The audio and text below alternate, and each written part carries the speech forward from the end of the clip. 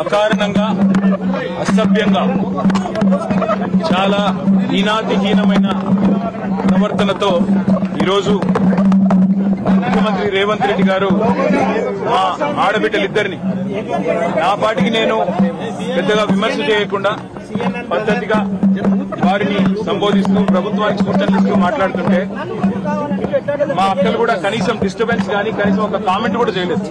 కనీసం నన్ను ఏమి ప్రాంప్ట్ కూడా చేయలేదు. మీరు ఇది చెప్పండి అది చెప్పండి అని.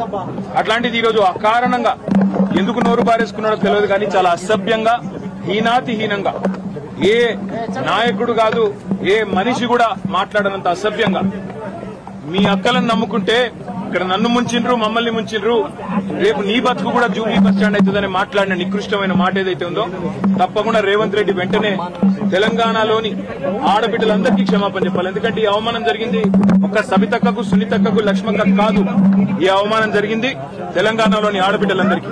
మహిళల్ని నమ్ముకుంటే నట్టేట మునుగుతారన్నట్టు మహిళా తల్లుల్ని నమ్ముకుంటే బతుకు బస్టాండ్ అవుతుందన్నట్టు ముఖ్యమంత్రి మాట్లాడిన మాట ఏదైతే ఉందో నిజంగా కూడా హేయం శోచనీయం. నిజంగా ఒక ముఖ్యమంత్రి స్థాయికి తగని మాట. ఇలా నిజంగా ఈ ముఖ్యమంత్రి అన్ఫిట్ ముఖ్యమంత్రి, ఆ పదవిలో కూర్చోవడానికి తగని ముఖ్యమంత్రి.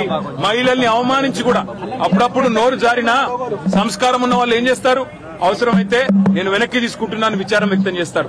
ఇంత అహంకారం ఇంత కండకవరంతో ఈరోజు ఆడబిడ్డల్ని వారిని అవమానించిన ముఖ్యమంత్రికి తప్పకుండా తెలంగాణ ఆడబిడ్డల ఉసురు తాకుతుంది. ఈ వైఖరి మార్చుకో, పద్ధతి మార్చుకో. వారు అక్క సునీతక్క గాని సబితక్క గాని లక్ష్మక్క గాని స్వంతంగా కష్టపడి ప్రజల్లో తిరిగి పరపతితో ఇవాళ 5 సార్లు 6 సార్లు గెలిచొచ్చిన వాళ్ళు. ఎవరు కూడా నీలాగా ఇష్టం వచ్చినట్టు రాజకీయ విన్యాసాలు చేసి వచ్చిన వాళ్ళు కాదు. తమ స్వశక్తితో తమ కుటుంబంకుండే అభిమానంతో కార్యకర్తల ఆశీర్వాదంతో ప్రజల దీవెనలతో ఇక్కడ అడుగు పెట్టారు. అప్రతిహతంగా 5 సార్లు సబితక్క గెలిచొచ్చింది. సునీతక్క కూడా గతంలో మంత్రిగా పనిచేసినారు. లక్ష్మక్క కూడా జెడ్పీ చైర్మన్ గా శాసనసభ్యురాలుగా పనిచేసింది. అలాంటి మహిళలుగా పట్టుకొని ఇవాళ నోటికొచ్చినట్టు వాగడం అనేది ముఖ్యమంత్రికి తగదు. ఇప్పటికైనా సిగ్గు తెచ్చుకొని బుద్ధి తెచ్చుకొని ముఖ్యమంత్రి బేషరతుగా క్షమాపణ చెప్పాలి. ఎంత గుండె ధైర్యం నీకు? ఇవాళ మా ఆడబిడ్డల్ని పట్టుకొని ఏ మొహంతో వచ్చినావని చెప్పడానికి ఉప ముఖ్యమంత్రిని నేను అడుగుతా ఉన్నా. ఏ రకంగా అంత ధైర్యంగా ఏ రకంగా అంత ఇష్టం వచ్చినట్టు మాట్లాడే అధికారం నీకు ఎవరిచ్చింది? అధికారం ఎవరికి శాశ్వతం కాదు. 10 ఏళ్లు మేము అక్కడున్నాం. మేము ఎప్పుడన్నా అవమానించిన ఆడబిడ్డల్ని తరిక ఎన్నడన్నా ఒక్క రోజన్నా ఎప్పుడన్నా నోరు జారినా వెంటనే విచారం వ్యక్తం చేసినాం. ఇవాళ నేను కూడా ఏదో సందర్భంలో ఏకవచనంతో సంబోధించినానని చెప్పి అవతల నుంచి అభ్యంతరం వస్తే వెంటనే విచారం వ్యక్తం చేసినాం. అది కేసీఆర్ మాకు నేర్పిన సంస్కారం. మరి నీకెవరు చదువు చెప్పిండ్రో ఎవరు సంస్కారం నేర్పిండ్రో నాకు తెలియదు కానీ తెలంగాణ ఆడబిడ్డలన్నీ గమనిస్తున్నారు. ఇప్పటికే నువ్వు చేసిన మోసాలతో విసిగిపోయి ఉన్నారు. ఇలా మా ఆడబిడ్డలకు జరిగిన అవమానం వాళ్ళిద్దరికి ముగ్గురికి జరిగింది కాదు, ఇది తెలంగాణ ఆడతల్లులకు జరిగిన ఆడబిడ్డలకు జరిగిన అవమానం. వాళ్ళ ఉసురు నీకు ఖచ్చితంగా దాక్తది. సిగ్గు తెచ్చుకో, బుద్ధి తెచ్చుకో, కొద్ది జ్ఞానం తెచ్చుకొని ఇకనైనా క్షమాపణ చెప్పు. చెప్పకపోతే తప్పకుండా దీనికి ఇంత కూడా అనుభవిస్తామని చెప్పి రేవంత్ రెడ్డిని అదేవిధంగా ఉప ముఖ్యమంత్రిని నోటికొచ్చినట్టు వాగడం కాదు. దయచేసి ఇకనైనా సమయంతో వ్యవహరించండి, లేకపోతే ఊరుకోమనే మాట కూడా వారికి విజ్ఞప్తి చేస్తూ మేము ముగ్గురం కూడా కొత్త సభ్యులము, మహిళా సభ్యులము. మరి అదన్నీ చూసి మేమేం నేర్చుకోవాలో మాకు అర్థం కావట్లేదు. మహిళలమైనంత మహిళలము ఇక్కడ మేము ముగ్గురు, మాతో పాటు ఇంకా ముగ్గురు ఇద్దరు మహిళా మంత్రులు. మరి మా పద్మక్కుంది, సీతక్కుంది, సురేఖక్కుంది, అక్కుంది, రాగమయ్య అక్కుంది, పర్ణిక ఉంది, నేనున్నా. మేము కూడా మహిళలమే. మరి లోపల అట్లేమైనా కనుక జరిగితే యాజ్ ఉమెన్స్ మేము కూడా దానికి అగేనెస్ట్ గానే ఉంటాం. కానీ అక్కడ వక్రీకరించి చెప్తున్నంతగా ఏం జరగలేదు. కానీ ఆడ ఎవరి పేరు కూడా పెట్టలేదు ఫస్ట్. కానీ ఏదో సభను తప్పుదోవ పట్టియానికి లేనిపోని గోల చేయనికి తప్ప ఆడ ఏం కనిపించట్లేదు మాకు. అట్లా చేసేటోళ్ళు అయితే ఒక్కటి గుర్తుంచుకోవాలి అందరు కూడా. మా చిన్నప్పుడు అది అయినా మాకు గుర్తుంది బానే.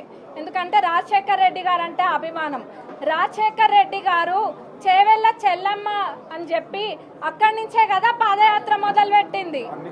మరి కాంగ్రెస్ పార్టీలోనే కదా మంత్రి చేసింది సబితమ్మ గారిని. మరి అట్లాంటిది ఎందుకు అగౌరవపరుస్తాం? అట్లా ఏమీ కూడా జరగలేదు. కేవలం తప్పుదోవ పట్టిస్తున్నారు అంతే. మరి అట్లనే సునీత లక్ష్మారెడ్డి గారు కూడా అంటున్నారు ఎవరికి ఎక్కడేం తక్కువ చేయలేదు కాంగ్రెస్ పార్టీ. మరి ఇందాక అన్న కూడా చూపించిండ్రు.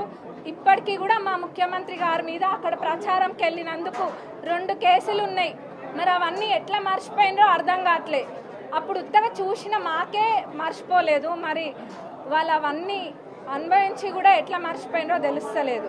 ఇప్పుడు కొత్తగా వచ్చిన వాళ్ళకి ఏదైనా మంచిగా 2 మాటలు నేర్పాలి, కానీ ఇట్లాంటివి నేర్పిస్తే రేపటి నాడు అందరూ కూడా వీటిని ఖండిస్తారు. మరి మొన్న మా సీతక్కని పట్టుకొని ఒకళ్ళు అన్నారు ఒక మాట. ఆ రోజు మేము కూడా అట్లనే పోయినామా? అట్లనే పోయి అట్లనే గోల చేసినామా? చేయలేదు కదా, ఎక్కడ కూడా మేము గోల చేయలేదు. ఎందుకంటే మాకు ఒక పద్ధతి ఉంది. కాంగ్రెస్ పార్టీ అంటే ఒక క్రమశిక్షణతో ఉండే పార్టీ కాబట్టి మా హద్దులలో ఇప్పుడు మేము అధికారంలో ఉన్నా కానీ ఒక హద్దు గీసుకొని అక్కడనే మేము ఉంటాము. మొన్న మా సీతక్కని అన్నప్పుడు మేము కూడా చేయొచ్చు కదా, మనం చేసినామా అన్న? చేయలేదు. మేము కూడా చేయొచ్చు, అంతకు మించిన రచ్చ చేయొచ్చు మా సీతక్కని అన్నప్పుడు. మరి గత 10 సంవత్సరాలు కూడా ఏం చేసిండ్రు ఎవరు చూడలేదా? అందరు చూసిండ్రు, అందరికి అన్నీ తెలుసు. గత 10 సంవత్సరాలు వీళ్ళ